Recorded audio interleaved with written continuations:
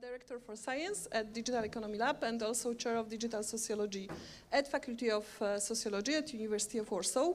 And my attention span is like an hour, so don't expect me to carry this discussion for more than 60, maybe 70 minutes, but I have an idea that if it won't rain, I will take you for a quick walk through the gardens of library and on the roof, because it's quite beautiful and you should see it. So prepare for a very good discussion and then for a very quick and very green walk. So when I was thinking about this debate today, I thought to myself that academic life can be many things. It can be exhausting, and it is. It can be exacting, and it is also very often exacting. But it also can be exciting and enabling. And I hope that this discussion will be giving us a lot of excitement. I am excited and very enthusiastic about it. And it will give us some enabling and very critical thoughts. What we have here is, collected experience and collected like dozens articles and books in 3 persons who will give us, I believe, much more creative insights that ChatGPT can give us. So let me introduce our guests. To start with Professor Peter Kahn, who comes from University of Manchester at the moment, but also worked at University of Liverpool and was head of higher education studies there. Also, Professor Kahn is still, till June, I believe, he's the editor of teaching in higher education. Professor Kahn specializes in digital education, in new pedagogies of digital education, and also in critical approaches to digital education. Professor Neil Selwyn, you've already heard and already knew, but you perhaps also know that he's an author of a book on digital sociology and also on books concerning whether AI can replace teachers. And Professor Selwyn will further bring critical approaches to our discussion. And grounding our discussion in down-to-earth pragmatic approach, Professor Zygmunt Lalak, who is a physicist, so I will try not to ask him whether AI can solve all physics, but rather I will ask him what are factors, institutional factors of digital transformation at university, and what are the challenges and opportunities that such digital technologies as ChatGPT can help us with and also can hinder. And I know that Polish hospitality would dictate that I would start from guest, but I would like to ground this discussion in the circumstances of university, so I will start with our Vice Rector for Research, and I will ask him how a person who is in control, let's say, of what is happening at the university at the moment, sees this new opening and this new challenge that digital technologies are creating at the moment. Well, thank you very much. Thank you also for starting this discussion with this bottom-up approach, because that might, that might give us solid basis for further discussion. So I should downgrade myself even further, and I should tell you that I am also an engineer, actually, before I became a physicist. I was a down-to-earth engineer, so I have a lot of respect for phenomena which are given to us, which simply occur in our vicinity, and I've learned that they should not be ignored. And this is also the approach which I believe should be taken by the administrators. Well, actually, it is interesting on its own that the whole boom on artificial intelligence is not really strictly related to university-like activities. It was born rather in corporations, in special units created outside the academia or related to academia, but not necessarily controlled by the academia. And that boom happened in our vicinity without us academics taking the leading role in the whole process. This is an interesting phenomenon on its own because the previous epoch when such a thing happened was more or less 50s. I mean, 1950s when the technological revolution around semiconductors and transistors and so on took place. That was the period when innovations, which were of more applied character, were pushed away from the universities, and there was an opinion that they would be faster and better developed outside the academic environment. And that's what happened. Then there was a reverse trend in the 70s and 80s. Innovations came back to academia, and now we have the outburst of artificial intelligence, which is to some extent imposed upon us. It's a phenomenon which is there, which permits our environment, permits the atmosphere at the universities, and we have to handle this phenomenon. We have to use it to our best benefit. When I say our, I have to say that there are various layers of the academic society. So they are students, they are young researchers, say doctoral candidates and postdocs, and they are more experienced researchers who have certain habits, who exist in the academia for a certain amount of time, and they have those senior people. They usually have rather specific vision of how the academia should behave, how the scientific research should progress, and so on and so on. When I say vision, I mean also ethical issues, but I also mean practical issues, the way in which the progress is framed in typical universities, at technological universities. So when you say that people like me are in control of what is going on at the university, this is not really giving the right impression.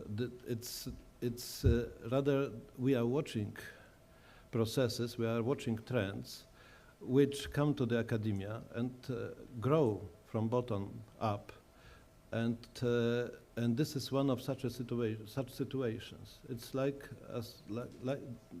that's what I mentioned when we started this conference in the morning. I am going back to the period when large computing facilities were becoming available to scientists, to physicists, mathematicians, computer scientists. I mean, that was a serious breakthrough that changed to a large extent our style of doing physics. Even theoreticians like myself, we changed. We moved from doing analytic calculations with our hands to using sophisticated equipment, which was performing not only numerical simulations but also analytic studies, because such a software existed even before the onset of the AI. There are programs, there are tools which allow people to perform highly sophisticated, quite abstract, symbolic calculations. So the fact that large language models, which allowed for communication, for easier communication with the machine, with computers, that the fact that such models got created is not such a big surprise. What is surprise is the is the speed at which this whole segment of our life, of our academic life, grows, including also wide-ranging applications, possibilities for wide-ranging applications, not only in sciences, but also in humanities and also in social sciences. So we have to embrace that phenomenon. And now we have to make the best out of it, because everyone wants to contribute and everyone wants to participate. And we cannot deny such needs and such expectations. We have to accept reality. At least that's my practical point of view. We have to accept reality, and we have to find the proper framework for this to fulfill those expectations in a way which secures future of our activities, and that's the real issue. So to some extent, my point of view is that this is unavoidable, that artificial intelligence and its applications, its uses, will be growing fast, and will be at some point they will be everywhere. They will be helping us in many aspects of our life, not necessarily in making big discoveries, but they would be extremely useful also in that, because they can easily shorten various processes. They can shorten calculations. That they can make the discussion easier, because say a single chatbot could represent in conversation a whole community of researchers. Well, and this is an opportunity. This is an opportunity. This is an advantage, which should be available to everyone who wants and who knows how to use it. We have to set certain rules, but we also should be careful not to overdo the limitations of the specification of the legal framework and ethic framework within which we should progress. Shouldn't be too tight. So we shouldn't restrict ourselves too much. I mean, there is a good analogy with, say, British or American railways in 19th century. That was a period when there were many accidents, and many people got killed in those accidents, and that was a problem when developing further the infrastructure for railway communication. And the solution which has been found was not the strict control of every single train, because, well, the simplest solution might be, for instance, to prevent trains to speed too much, to put strict limits on the velocity with which they move, to make them safe for anyone with whom they have contact. But the actual solution was different. The actual solution was to identify problematic issues, and the most problematic issue was the junction issue. Yeah, so the places where the railways were crossing each other. And automatization and better control of those specific points was the key to further development of the railway communication. And that's I think that's an approach which we should apply also at the university. We should apply as much invention, as much progress as possible, but we should care about this crossroads, about the junction points, when the knowledge which is produced during those processes which involve artificial intelligence, when the knowledge is applied to real life, when the knowledge is exported to the outside world, outside the academic bubble, and we should control those specific points of interaction, and we should allow large flexibility and as much innovation, as much productivity as possible within our bubble, because after all, that's our mission, to produce new ideas, to produce new things, to offer those new ideas to the public. So perhaps that's enough. It was an engineer's point of view. So it was very good because we invite many different critical perspectives, and this is one of a legitimate one. What I took from Professor Selwyn keynote was that human agency in adopting technology is very important. So now I turn to Professor Kahn and your huge experience in designing and integrating digital pedagogies and digital education. Sell us some hacks. How should we do it at University of Warsaw so that this human agency, but the agency of those different groups that are included in academic community. Professor Lalak spoke about students, spoke about researchers, spoke about teachers. How can we adopt this technology without technological determinism, behind technological solutionism, so that it would serve us as academic community? Thank you. That's a fascinating question. I think the picture is really changing in universities as far as pedagogy is concerned, partly because students are doing new things. We get used to teachers being in control, don't we? Teachers setting the agenda. But with technology, adoption is happening principally with younger people, with students. They are doing new things with it. And many of my colleagues have not even tried to use ChatGPT. It's taking a lot longer for colleagues, for staff, to get used to these new tools. So in universities, it's the students that are taking a lead. But that's not enough, really, is it? Because as an educator, you don't just want to let students run off and do things. You want to help them shape a new world. So I like the term epistemic agency, which is the agency around knowledge, where you use your initiative in order to transform the world, in order to invent new knowledge, rather than just for transactional purposes, for formativity. So you're actually trying to do something worthwhile with this technology.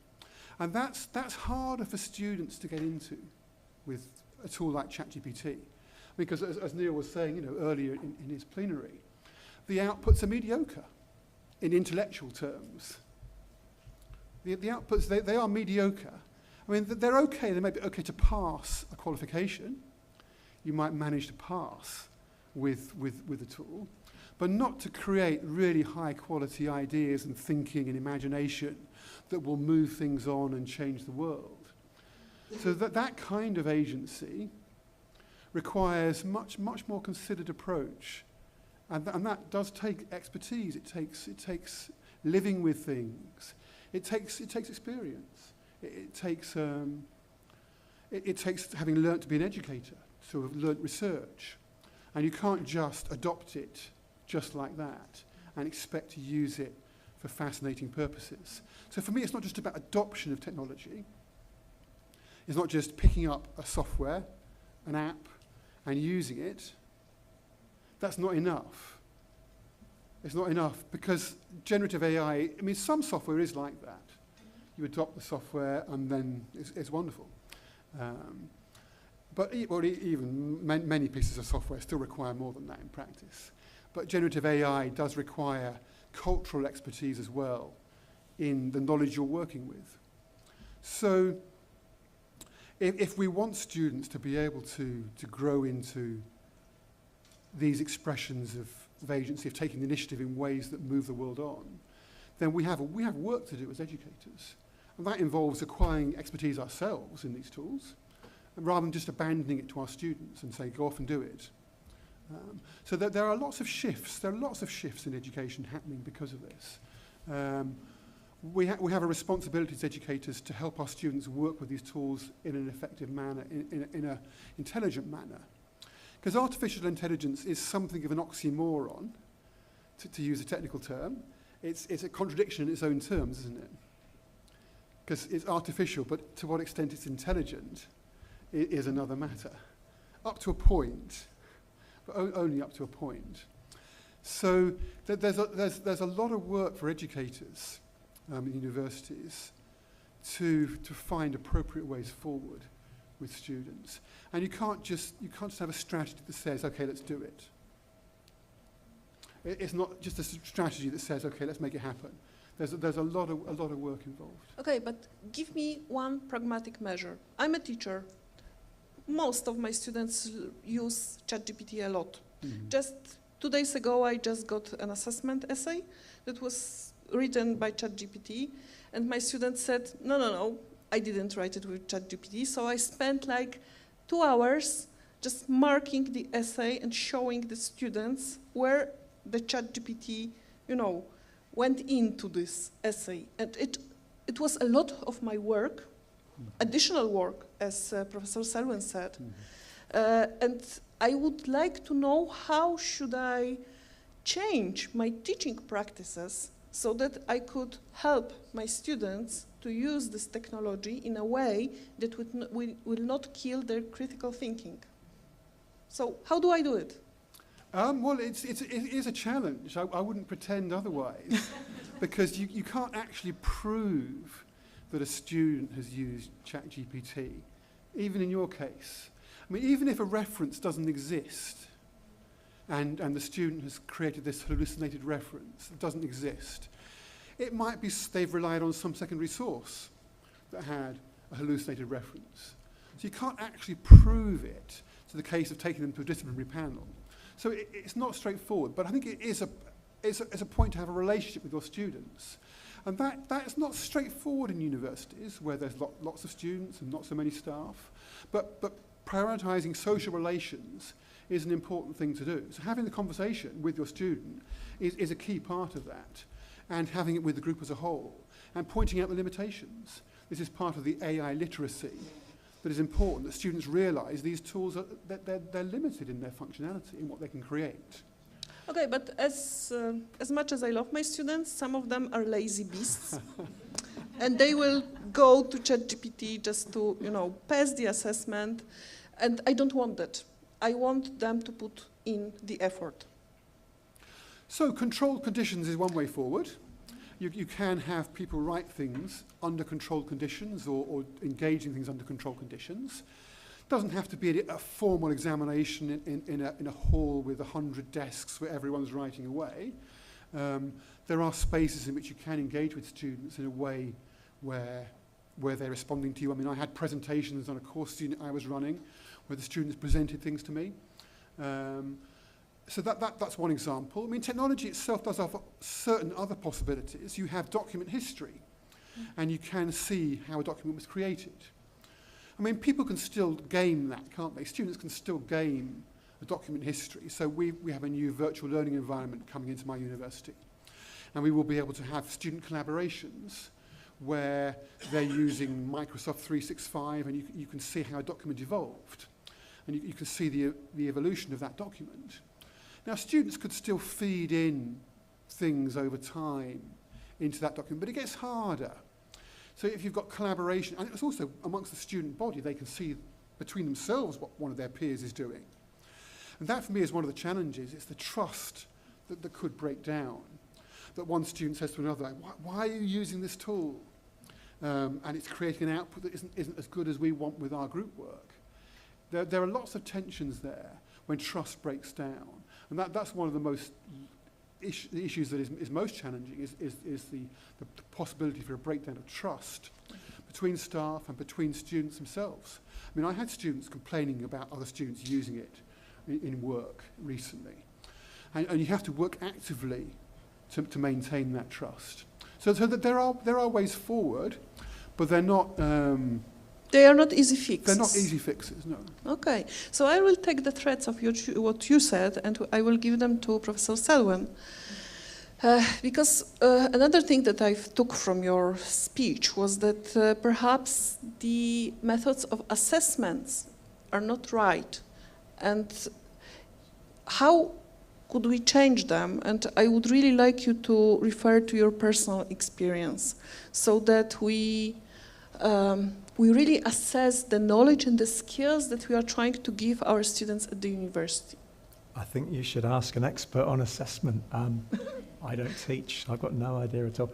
No, there are some really interesting people that write about assessment and AI. One person I'd recommend is Phil Dawson at Deakin University, and there's a really good centre of people there doing stuff on digital assessment. And again, a lot of the conversations they're having are very old conversations. It's not really about generative AI and, you know, academic integrity. One of the things that Phil says, which is quite a kind of sidebar conversation, is I'm quite interested in the second order consequences of all of this. And there has been a huge panic around what generative AI means about the actual integrity of the university. How can we guarantee that the person that we're giving a degree to can do the thing that we say they can do? I think that's at the heart of all of this. And one of the things he worries about is how the public discourse has run away with itself, that there's a chat GTP generation of students that are no longer using, you know, they're using generative AI to get their degrees. There was a headline, I think, a couple of weeks ago in the New York Times that said that. And trust is being lost in this generation, that they've actually learned anything, they've done any work, and that really worries me. I know when you talk to students, most, if not all students, are not lazy beasts. They're actually working really hard. I love my students. Exactly. I was joking. So I think there's a bit of it. We have a job to say that to actually kind of show that our students are working hard and they're actually not cheating using ChatGPT and all the rest of it. And the discourse has kind of run away with ourselves. There are really interesting things you can do. I mean, I'm worried about trying to out-game students that are gaming the system. I think perhaps that's a minority, and again, we should perhaps trust students. But there are ways that assessment can be rethought. What I mentioned in the talk was the idea of not judging people on the content that they produce, but actually look at the knowledge and the skills and the ideas. And that comes back to the idea of perhaps touching in at many different points along the way when someone is producing something like an essay, and talking with them and helping them develop ideas, allow them to submit the same essay 3 or 4 times, but have a conversation. But that takes a lot more work and a lot more effort. So it depends why you're doing it. If you're trying to catch them out and make sure that we can say, you know, you get a degree because you've done it yourself, that's one thing. But if we're talking about work in order to get people to actually genuinely learn things, genuinely develop knowledge, then yeah, there are lots of different ways of doing it. Oral examinations are coming back into fashion. But I'm by no means an expert in assessment, but there are people out there who do it. So look at Phil Dawson's stuff. Yeah, nevertheless, you told us some very interesting things.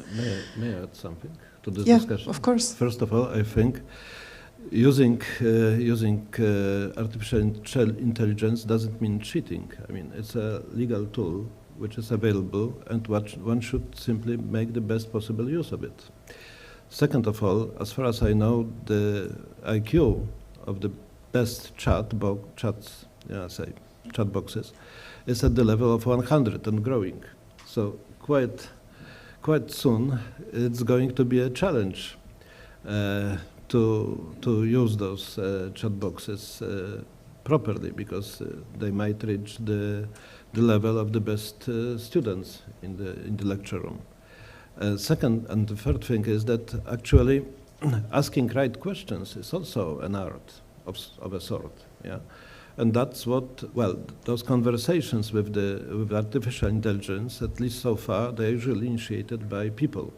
So the net result of the conversation depends a lot on quality of questions, of the quality of the input which is given, and that's what makes the difference. Best students will ask better questions, and eventually the results, they will produce better, more interesting, more innovative results. And as it's been said a minute ago, we should, when we evaluate the progress of the results, we should look for this novelty, for this originality. We should look for this added value, which is a result of a shared effort of the computer and also of the individual who asks specific questions and leads the discussion towards certain goal.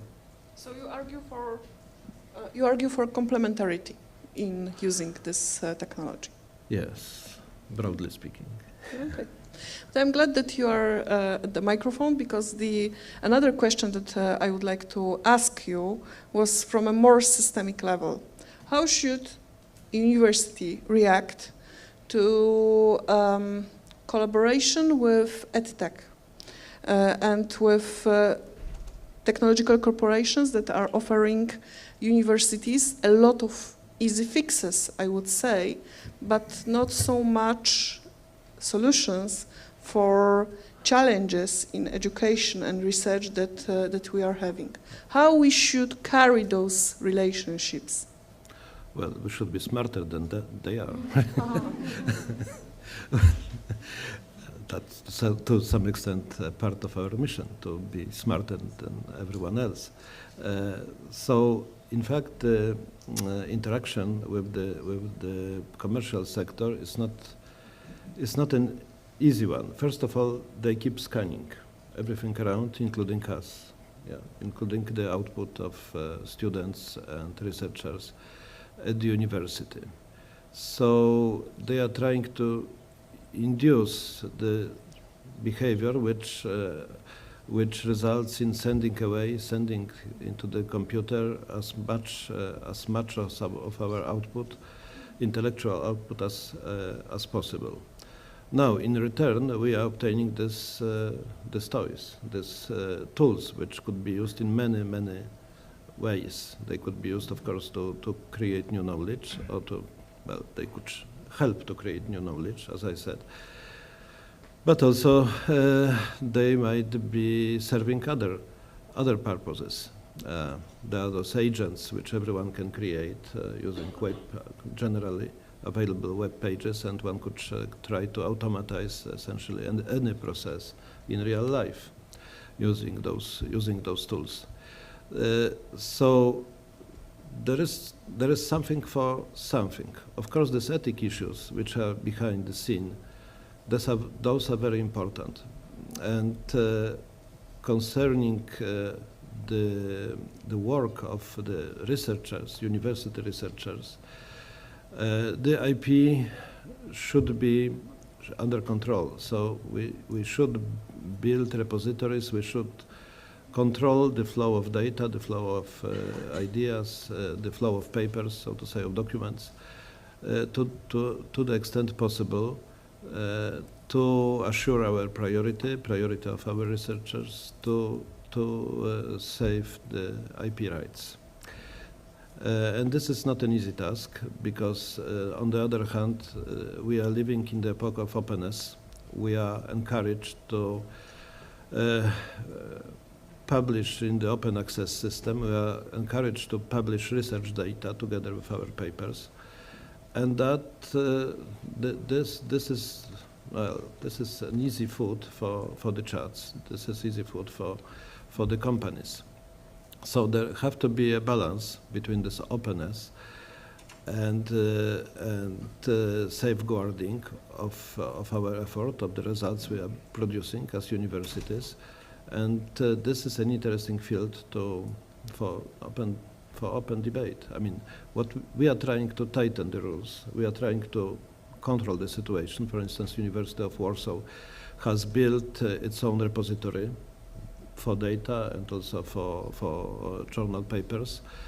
And this repository is the modern one. We have introduced many switches, many keys to lock our achievements, to control the flow of ideas. But, there are challenges which are appearing every day. So one has to react in an elastic manner. One has to, our action should reflect the reality, and this is not an easy task. So I think we are going to create a task force at the university, picking up experienced researchers from various fields, from various domains, because there are differences. There are differences in the way a mathematician or a physicist uses these tools, or in humanities and social sciences, they are being treated somewhat differently. So we need to build up a team with shared experience, and we should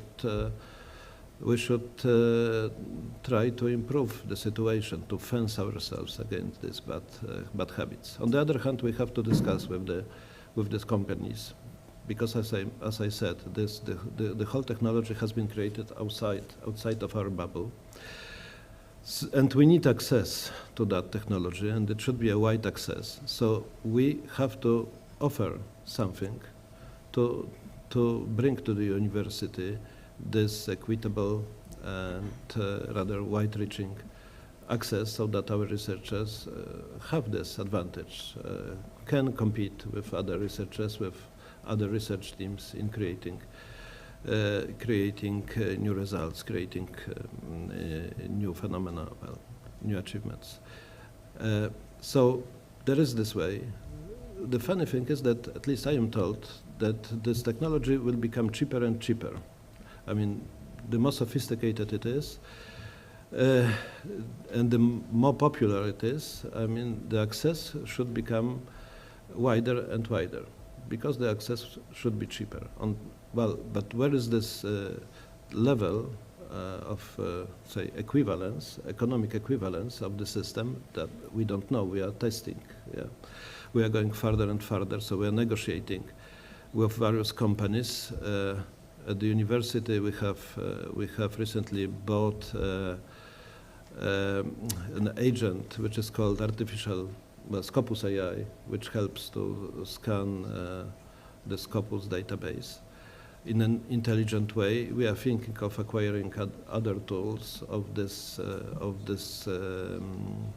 with similar features. So we are making progress, because we think it is our duty to make these tools available, as I said, to everyone, to everyone who wants to use them, who wants to try them.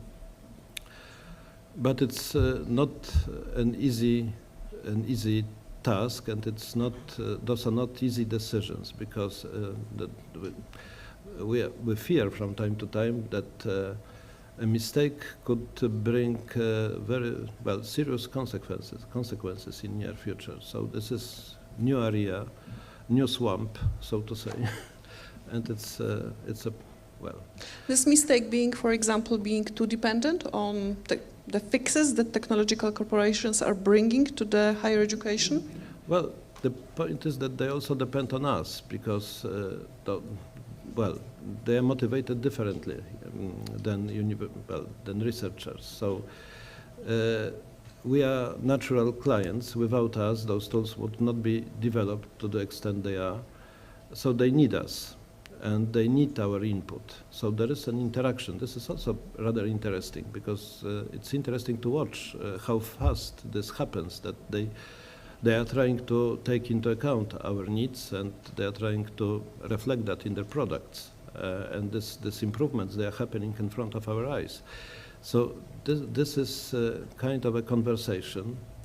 Of course, they have resources. We don't have the resources. So to some extent, we are weaker. On the other hand, our influence is non-negligible, because without us, the resources would be wasted. Yeah? There would be no one to use the tools, to buy. I mean, well, first of all, to use the tools.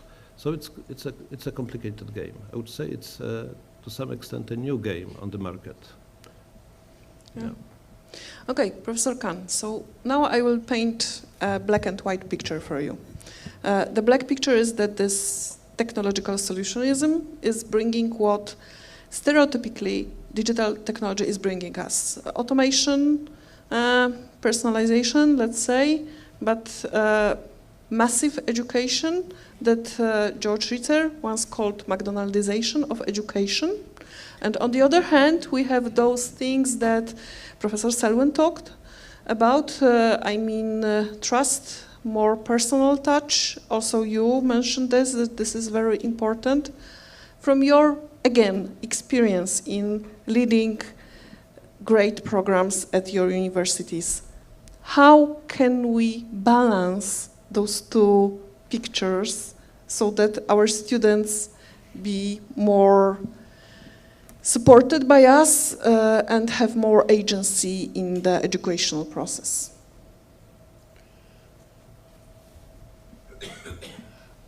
I still think there's a little bit of time to play out on this one, because McDonaldization of education with AI is still on the horizon. It's still, I mean, universities are beginning to look at it, and there's lots of pressures on the sector. So I've been talking with colleagues, there's pressures on the UK higher education sector, there'll be pressures on Polish higher education. So it's not that the temptation's there, but to deliver on that is still a big ask at the moment. So I think we're still I mean, at least at a reasonable level of quality. So this is partly where, because education isn't a single offer, is it? Mm-hmm. There's a differentiation across the sector of price, you know, at a basic level. So if you have online education, you do have some offers that are very cheap, and some offers that are more bespoke. So I can see, I suppose, more use of generative AI when a university is trying to reach a large number of people, but with a modest educational offer. But if you are trying to offer education that's more demanding, that takes people in a further space, then I think we're still a way off that happening. So it's an attractive prospect, but it's still, for me, it's an educational future, isn't it? That Neil was mentioning. It's still not. We're not there yet. So I mean, people are using it for grading. It's true, and there are software being tried out for grading, and you can see some use of that. But is that what education is?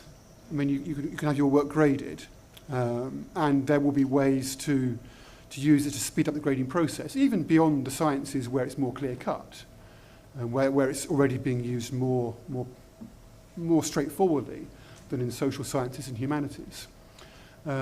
So it's still there's still a lot of work to do before that's a prospect in many situations.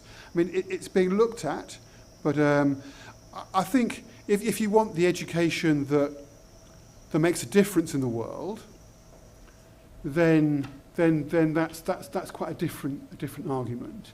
So if you want to educate students to be critical, to be able to come together, to join together, to work for addressing key challenges across the world and the challenges they face, then seeing how AI could help them do that has to be much more integrated into a relationship with one's students and with education.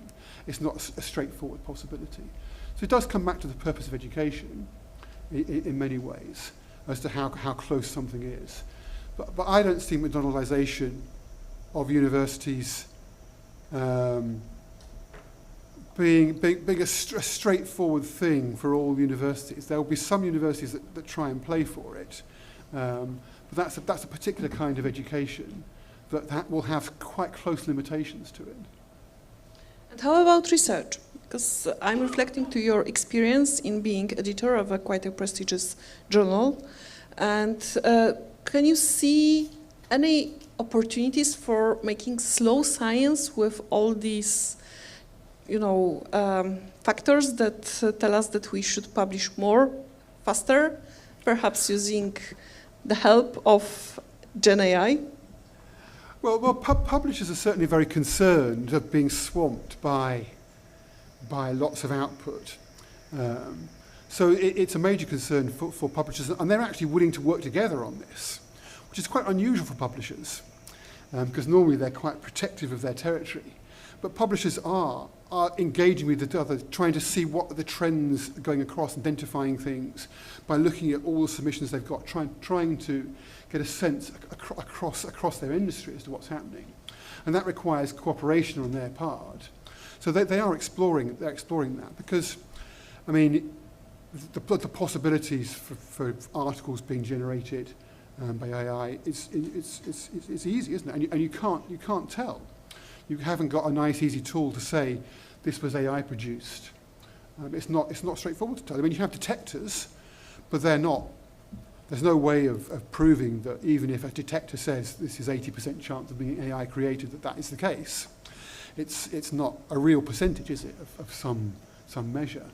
And there's no statistical basis you can actually develop that will actually enable you to make that calculations in a reliable manner. So it's a major concern, but it's the quality of the work that is significant. And as an editor, if I see a piece of work, that's superficial, then it's probably not going to get put into the peer review process because it doesn't match what my journal is looking for. And journals have their own understanding of quality. And I mean, perhaps it will change, as the AI tools improve. So this is why we're looking into the future, aren't we? As AI tools improve, perhaps the quality of the work will keep moving up. But originality, I mean, is still asking a lot in open research when AI tools are trained on what's already there, not what isn't there. You can't train an AI tool on what isn't there. Now, perhaps there will be in some fields there'll be imagination, there'll be ways of creating what isn't there, but it's asking a lot to create what's not there from the current models that we have. I mean, 30 years ago, I was involved in my doctoral studies in generating neural networks. I was a physicist, in fact, in my earlier days, using techniques from solid-state theory to create models and neural networks. And those things, so it's taken 30 years for those kinds of ways of thinking to come through into education, into the world. That's not a quick timescale, is it? So I'm not going to predict what's going to happen in 30 years' time from hence. but in the immediate time frame, it's asking a lot for that originality that an editor will say, yes, this is original thinking that I want to publish in my journal, simply to be created from scratch from an AI tool. Mm. When it comes to publishing in journals, what I find really, really, really helpful when using generative AI, usually ChatGPT, is proofreading. Because being in a semi-periphery academic world, we usually can speak English, as you can see, but writing good British Oxford English is not that easy for us. So I really liked my proofreader, but right now I feel much more agentic in using ChatGPT so that it produces what I really want. So now, coming from you, I'm going to Professor Selwyn, because you told me before your speech and also yesterday that you are very critical and that we should bear in mind that you are very critical, and your keynote was critical as to using this technology. But I would like to invite you to tell us what are the opportunities perhaps of using this, because for me this is a kind of, fighting a kind of neo-colonialism in academia using those tools. So I see an opportunity here. Yeah, I feel really old. You need to ask some young people. You've got 3 old men on a panel talking about something they don't know about. So I'd be interested to see what the students said yesterday about what opportunities they see. I think that's super interesting. I, on the other hand, can't see much. It's interesting the rector was talking about steam trains, actually, because I'm really interested in consequences. I can see lots of consequences of using this technology. And one of the consequences of steam trains in the 19th century was the standardization of time. Yeah. Which is fascinating to think about.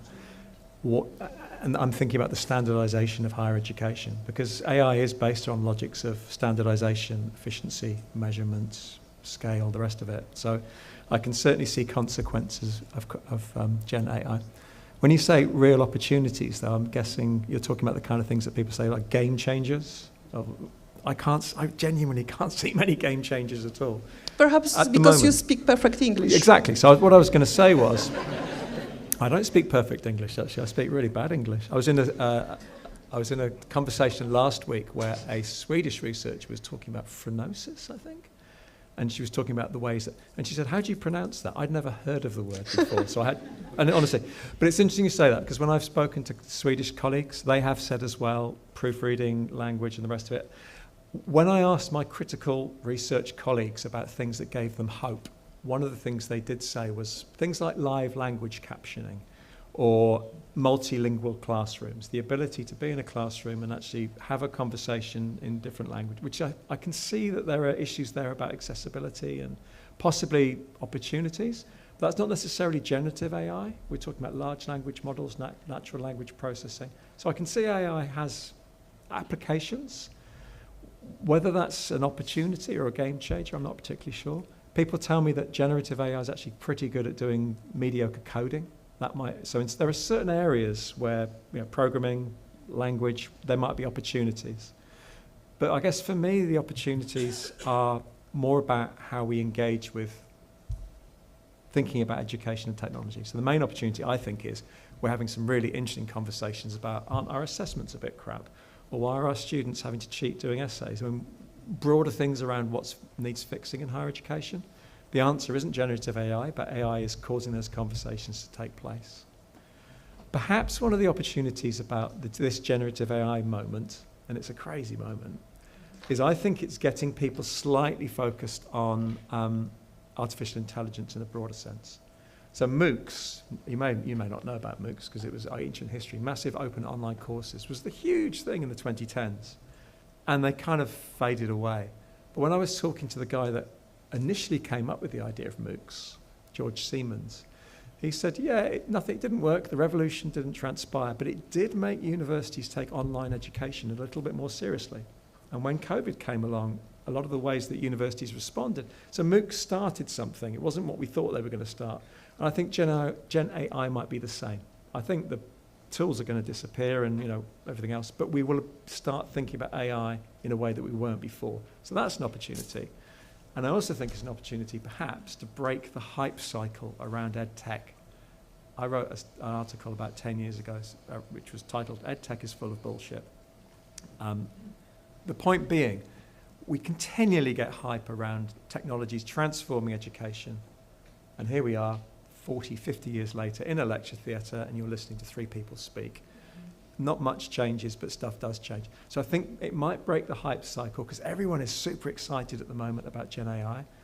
When this doesn't actually transpire, I think we can keep the receipts and say to people, you were telling me this was going to completely revolutionize, and then call people out.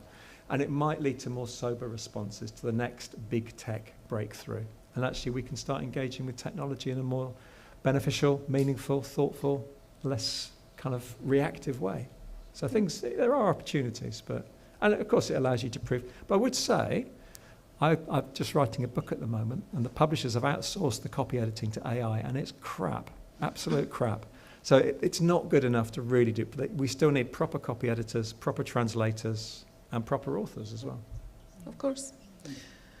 Okay, so what I'm taking from all of your speeches is, it reminds me of what Langdon Winner, he was a historian of technology, said in 70s, I believe, that we need to stop sleepwalk when we think and talk about technology. So I think that what we are doing here is that we get rid of this technological somnambulism, and we are putting technology and its consequences on the table, and we are trying to see from different perspectives how to cope with it.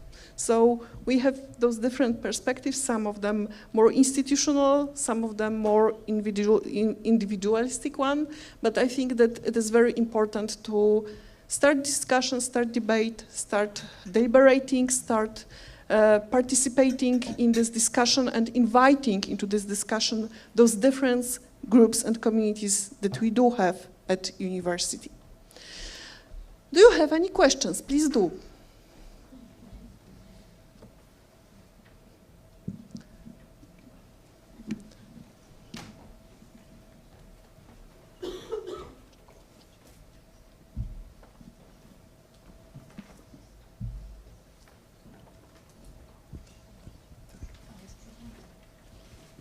I like very much the metaphor of Rector Lalak about crossing. And engineering point of view, I'm also engineer, we finished the same faculty. But I would like to extend your analogy that probably we are facing now that these crossings are related to multi-body problems, in the sense that we have crossings between science, education, society, economy, policy, and this multidimensionality of the problem is more and more difficult to understand for us. And we can also, it was mentioned that the speed of changes is unexpected fast. So one can only anticipate what can happen in a few years in our society. What is, for example, the influence of AI on politics? We know the issue of Cambridge Analytics. I had the opportunity to discuss the colleagues who are responsible for this algorithm, our Polish colleagues also from this university. So we can only think that next elections not only in Poland but all over the world will be more and more influenced by tools created by AI. This is one of examples, and this will change the society. Yeah, I think this is a very good remark. Maybe I should also add that, well, there is this little appreciated fact that we can communicate with artificial intelligence in natural languages, despite all these computations which are behind the answers. And this is actually also a part of this breakthrough. And also that helps to create a dialogue which is interdisciplinary, because people can ask, they don't need new formalism, they don't have to master new formalism. They can ask even complicated question in a natural language, and they are able to receive, the machine is able to give a sensible, understandable message, also in the natural language. And that is part of this breakthrough, and that's why the technology flourishes. That's why it is so wide-reaching. This is an important aspect of it, of the whole situation, and also an opportunity actually, because this is kind of a common language. we can communicate between each other. Yeah, well, there is no problem with translation. We can ask questions in Chinese and obtain the answer in English, or the opposite. So this is also an important feature of this new technology, that such barriers are slowly disappearing.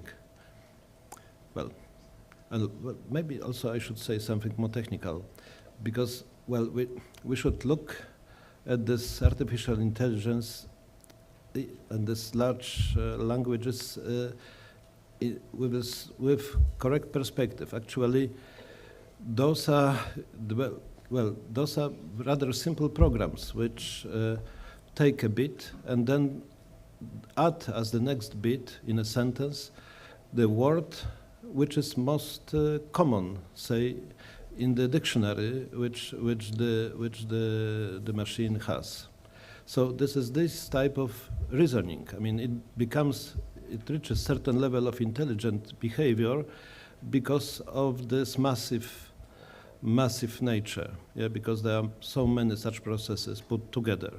However, whatever is really genuinely new is either a result of an error, which happens, computers make mistakes, or human intervention. That's why I would like to stress once more that actually it's not that the answer given by artificial intelligence is an answer produced by a machine. It's an answer produced on the basis of human input. And whatever is truly original in that answer stems, in a way, from that non-trivial, hopefully non-trivial, human input. And maybe we should look at this whole process, at this whole technology from this point of view, when we assess various results and implications. Okay, thank you. Yes, hello. I would like to explore a little deeper the statement of Professor Kahn. You said that, of course, we all agree that there is nothing creative in the GenAI. There is nothing what you don't put there, at least as long as we don't have the general AI. But I would like to ask you, don't you think that the problem, the interesting thing is the raise of democratization level in accessibility of knowledge? Because not everybody has today a possibility to look for knowledge, and the generative AI is creating an opportunity to democratize the accessibility of knowledge, because a lot of people can find interesting facts and fact checks. Of course, they are hallucinating and other problems, but as long as it will develop and be better and better, possibly there are some kind of pluses in this manner. Sure, originality isn't the only virtue, is it? So originality is one important thing. But you're right, access is another important feature. And, I mean, people are using these tools very, very widely now in order to engage with many different aspects of life, for many different functions. So there's very widespread use happening. But that's a little bit different to academic publishing, isn't it, as a particular specialist activity. But even there, obviously, there are uses. So access, I mean, is another digital tool. It's another thing to work with. And you do see people increasingly relying on digital tools to access the world. But this is a second-order effect. People spend more time in front of a screen. It's slowly growing, isn't it? The amount of time people spend in front of screens is slowly growing because we have all these wonderful tools. And that this is a feature, isn't it? We access knowledge through devices, through screens. So the world is changing. Society is changing. And if you haven't got that access, then, I mean, there are inequalities that can result from that and challenges. And those are important to be aware of and to find ways around. But it is part of a changing world as much as something in and of itself, because you can access knowledge in different ways. But it's certainly one way in which we're increasingly accessing knowledge is through digital devices and through ChatGPT or Claude or others.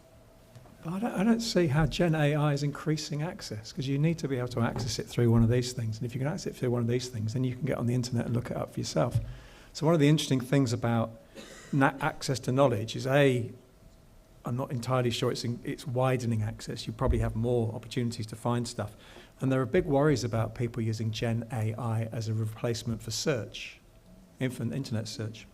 I was talking to one of the disinformation researchers in Lund last week, and he was saying it really reduces your ability to ask critical questions about the knowledge that you're accessing. And one of the main questions is, who is the author? And you can answer that question fairly easily online, but you cannot when you're looking at GenAI. Who's the author of what you read through GenAI? It's stolen from hundreds of different authors. It's also making stuff up. That's where disinformation really becomes more of a problem with GenAI, I would argue. So I think if we're going to look for information and hopefully create knowledge from it, stay away from GenAI. But it's also not increasing accessibility. We can say things like that, and people nod along, oh yeah, and then it suddenly sounds like a really good idea to have these tools. You've got plenty of access to knowledge as long as you have access to the technology, which I think we need to worry about those sorts of things. Sorry, I got a bit angry there, but it just got me going.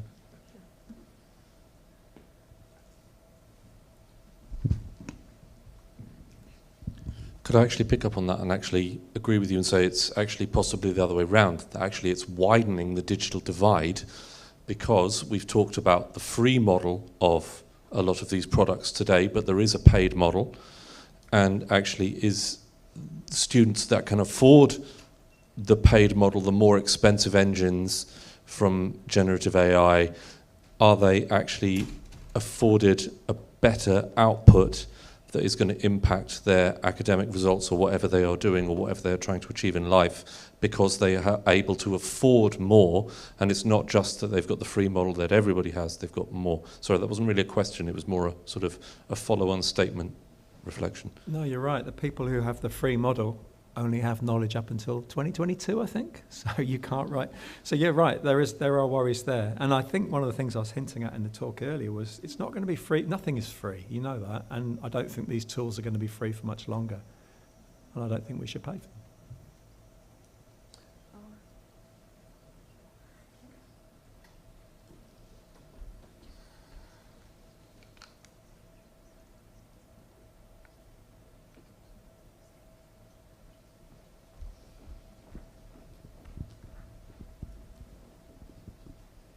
We have a question from YouTube chat. So what are the consequences of a teacher or a student relying too much on AI? For example, ChatGPT generated answers. Are we becoming less human-like? Also, how can one break the habit?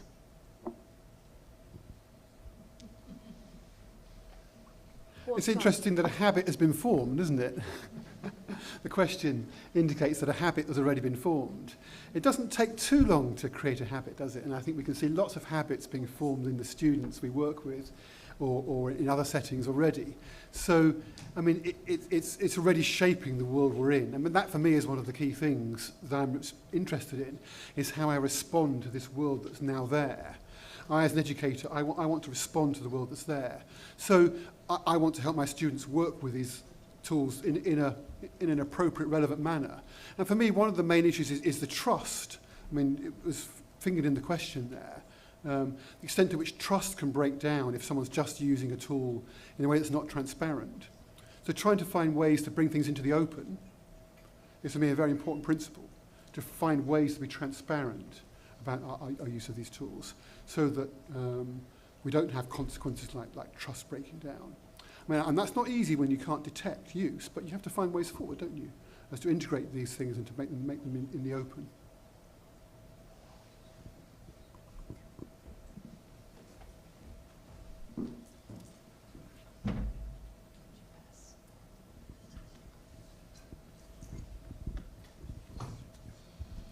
Thank you. Apologies for being at the end of the row. It's interesting, and this has been mentioned a few times, around comparing generative AI and chatbots to other tools that students can and have used. And it took me back to when I first started teaching in higher education, which is in the mid-90s. I remember in one course we had something called an internet research assignment to encourage people to actually use the internet. We were worried the students were not using it. And to make it clear that, you know, searching for something is fine, cut and pasting without attribution is not. And it seemed to be fairly, you know, uncontroversial. Just as using Word for Windows and using the spell check and the grammar check became so accepted that we've stopped taking in handwritten essays. So there was always this sort of largely embracing of this technology. There were some colleagues who didn't like the internet but they were outliers. So I was just wondering, what is it about GenAI that seems to now actually spark the opposite emotion in many, many people, that this is not something to be embraced and to be encouraged within certain parameters, but something which is actually a worry? And I wonder, is it the technology, is it the speed that the technology is moving, or is it that we as a sector can't agree on what is responsible use, so we don't know how to engage our students with it in a responsible way?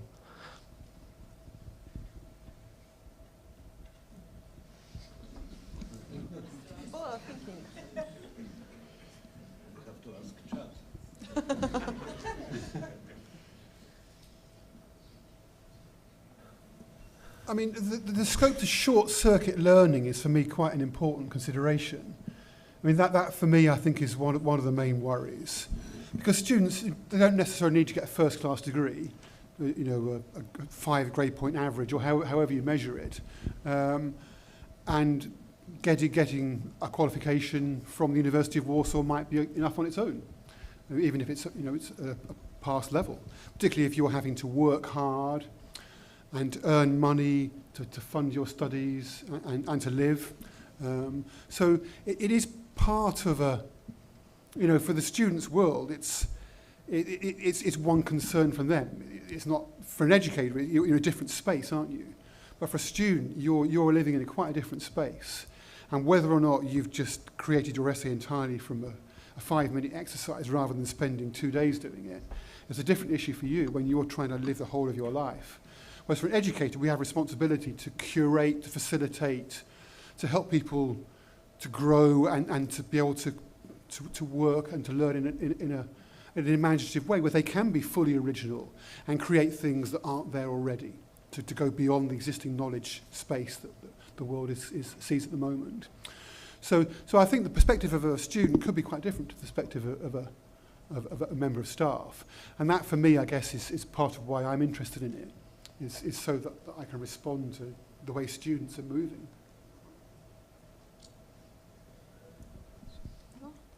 Okay. Katarzyna Zabielska, co-chair of Warsaw University of Life Sciences. Thank you so much for a great debate and sharing your knowledge. I have one question. As a supervisor of students and PhD students, we know exactly, as Professor Lalak said, that it's rather impossible to have the students not using the GenAI today. And also, as Professor Kahn said, it's rather impossible also 100% to say if they used GenAI as a part of their thesis or PhD thesis. Maybe we should consider adding a statement, like authorship statement, that GenAI was used in some part of the thesis in which, and if so, how it was used, exactly as in some publishers ask us as corresponding authors if we used AI and how. What do you think about it? We already do that in my university. And the system we have at the university asks for a 5-point scale. So we now have this stupid question at the end saying the student has used generative AI or not on a scale of 1 to 5, which doesn't even make any sense. So there are all these technologies making us somehow make an excuse so we can get away from the issue. So yeah, by all means, get them to write a statement. But what does that mean? It doesn't mean anything at all. So I think we need to really think about why a student would, at PhD level, why would you be thinking that you're going to use generative AI in an inappropriate way? Or are there ways you could use it appropriately? But I don't think it's PhD students. I think it's academics. I see enough stuff that's written by academics, professors even, that are using generative AI in slightly problematic ways. And you have to ask the question, why would somebody do that? Is it they've got too much on? They've said yes to too many things? They're just too tired? They're overworked?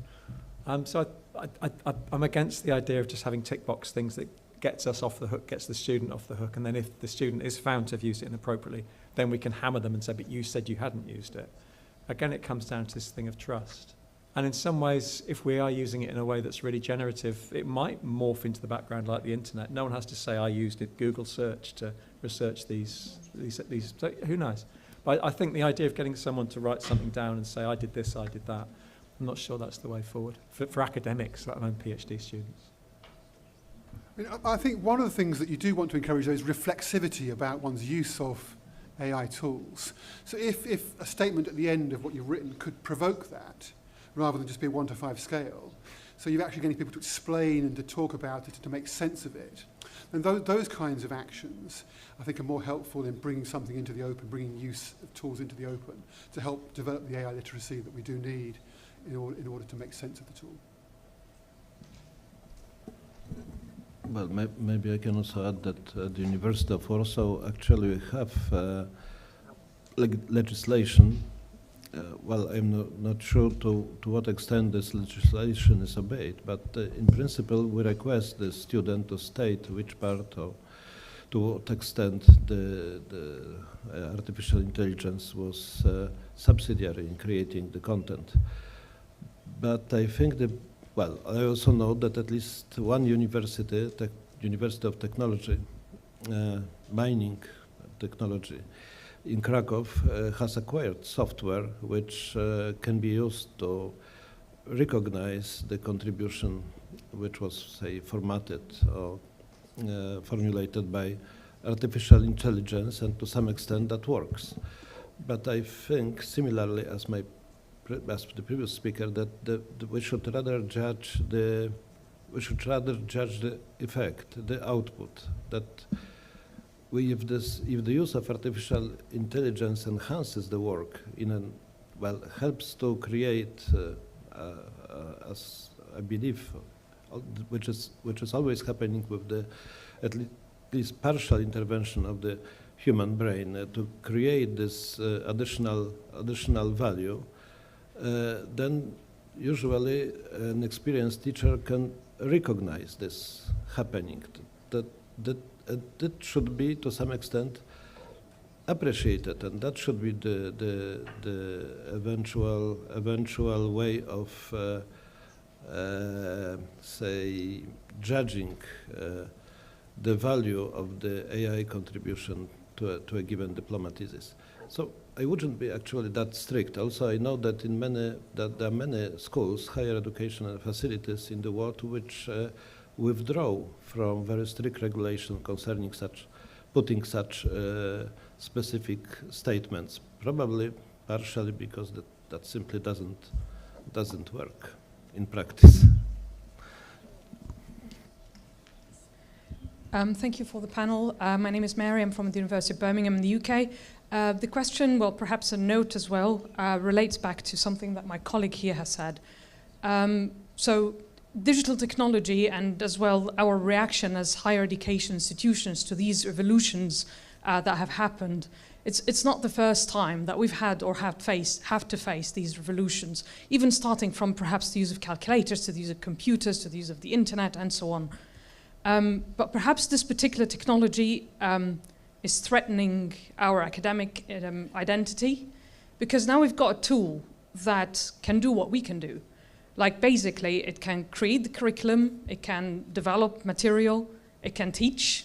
We've seen ChatGPT 4.0 doing interactive teaching with individual students.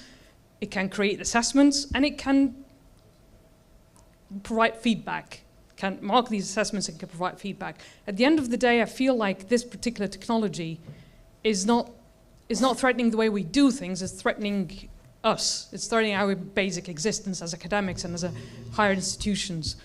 So perhaps the question that I want to pose to the panel is, have we thought about just the way that we need to promote ourselves as academic institutions and as higher education institutions, and the way that we see ourselves and the way that the public is seeing us, as students are seeing us, and what we're actually trying to provide to society? Is it actually questioning what we're doing from the bottom up, from the roots? Thank you. Yeah, absolutely. And so that's what I was trying to get at beforehand, in as much as this stuff can churn out mediocre lesson plans, mediocre tutoring, mediocre everything. And if you think that's good enough, then knock yourself out. And you could always have done that kind of thing outside of the academy as well. So I think we really do need to tell the story about what the value added is of coming to a university, what the value added is of being taught by an academic, what the value added is of actually writing something for yourself rather than getting ChatGPT to do it. And it is about ideas being created, and it is about novelty, and it is about criticism, and it is about being able to disagree about things. You look at any generative AI output, and it's always very certain. There's no room for ambiguity and grey areas. That's something that we, as academics, can deal with really, really well. So we need to tell that story.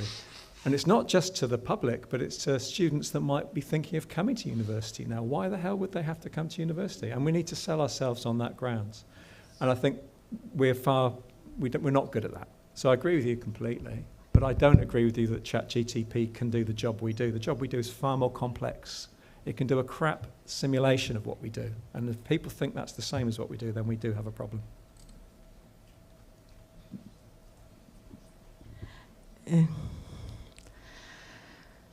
Ksenia Alpern.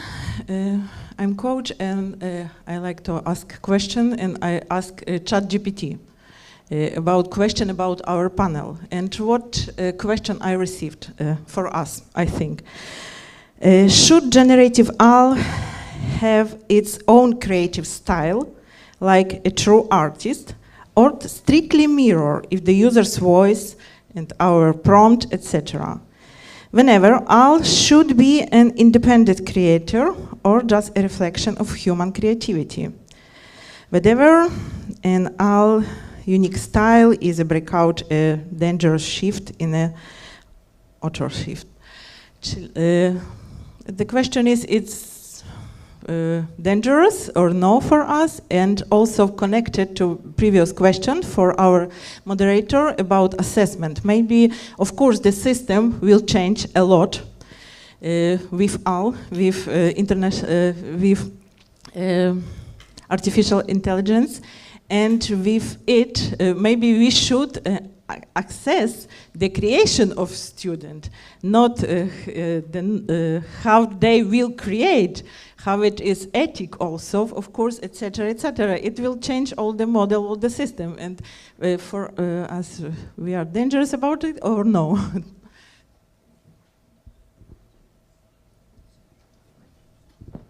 I'm happy to answer that, but I did tell you not to use ChatGPT to ask questions. But beyond that, ChatGPT is not creative. It does not create anything. It cannot be an independent creator. It plagiarizes from independent creators and human creators. And it has so it simulates creativity. And it's really interesting to look at the creative uses of generative AI that are being sold. Creativity is sold as a problem. So there's a really interesting music generation software that came out a year ago, I think.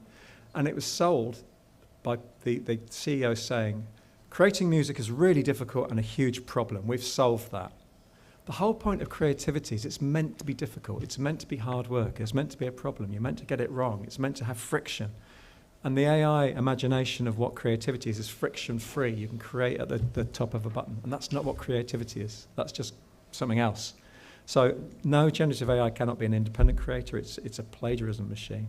But also, and that's what makes us good as human academics. We can create stuff. We can generate knowledge and ideas. Generative AI cannot. It will feed off our creativity. So I really think we need to stop using words like creativity and creative generative AI, because that's not what it is. It's something different. We're creative. You're creative. Okay, and the last question. So I'm the last one. Okay, great. My name is Igor Lubashenko. I represent SWPS University here from Warsaw. And I don't have actually, probably it's not a question, more a note or a comment. I have a feeling that we are constantly talking about like a reaction to some reality, and it's actually quite understandable. ChatGPT is there, Gemini is there, Claude is there, everybody can use it. And yes, we as an academia, we definitely have to think about how to react to this new reality. But what is missing in my different opportunities to talk to different people in the academia, in different circles and so on, is a lack of kind of thinking about what the technology as such is capable of, and how it can be, whether and how it can be incorporated in some processes that we at the university in general are doing. I'm not saying about a tool like ChatGPT as such, but a technology of large language models and of their possibilities. Actually, Professor Lalak, you mentioned Scopus AI. I also had a possibility to use it as an example. It's beautiful. It's absolutely beautiful. As far as I know, it's still in beta. It's not final product, but just what I'm trying to say is that there are some things in which I think this technology can definitely help us understand. We all know how much literature is there. Yeah, it's very hard to do a good review, and this is something that can literally help us. Another thing we discussed a little bit, that maybe research using generative AI is not a good idea. In general, I agree with that, but we can also think of some possibilities where I think it's actually quite possible and actually even a good idea to use it. If you think about large corpuses of data, 5 million texts or something, there is no physical force that that is able to analyze this kind of text, for example. Of course, probably the analysis may be different. That's a different story. But so what I'm maybe trying to encourage us of thinking is having this possibility to talk to technological companies. We also have to make them understand that there is a huge possibility to make specific models for academia, generally understood, I think. Because ChatGPT, Gemini, Claude are not produced for academia. They are produced for general use. They are produced for ordinary people to use for very different things. So maybe that's the case. Maybe this is the idea I want to encourage you to think about. If you want to somehow respond, it will be nice. Maybe during the break also we can talk about it. Thank you. Well, I think this is true. I mean, yeah, that's the issue which haven't touched upon. It's the creation of our own large language models which respect our background, which take into account our cultural background, our political background, our resources, I mean national resources and so on, and all that context. Of course, it's a completely different story to build such a model and to translate blindly, even in an elegant fashion, from English or from German. Of course, this is what we should do, and there are such attempts, as everyone knows. There is this, there is the story of the Ideas Corporation, which recently turned into, well, to some extent, partially, it turned into a research institute. At this point, both do continue existing, I mean, the institute and the corporation. So the idea was to train fast programists which should be able to create our own language model. Well, for various reasons, the success so far is limited. There is this Orlik, another attempt to create Polish language model, which works to some extent, but yet not at the level which we know from ChatGPT, first of all, but also from Gemini and other Copilot or whatever other AI tools. I must say that also at the university we have created our own large language model, which has somewhat limited use because it helps us to go through various documents created at the university, regulations, formal documents, and so on, and it works. I mean, there is a possibility to ask in plain language to find a regulation from all the days which concerns some specific issue. That works. At this point, works slowly, but we are going to improve our large language model and hope we will build new ones. Technologically, it's not so complicated. Actually, it's also not that expensive, but you need manpower, and maybe that's one of the conclusions of our work, that to build this large language models, you need skilled programists, you need people.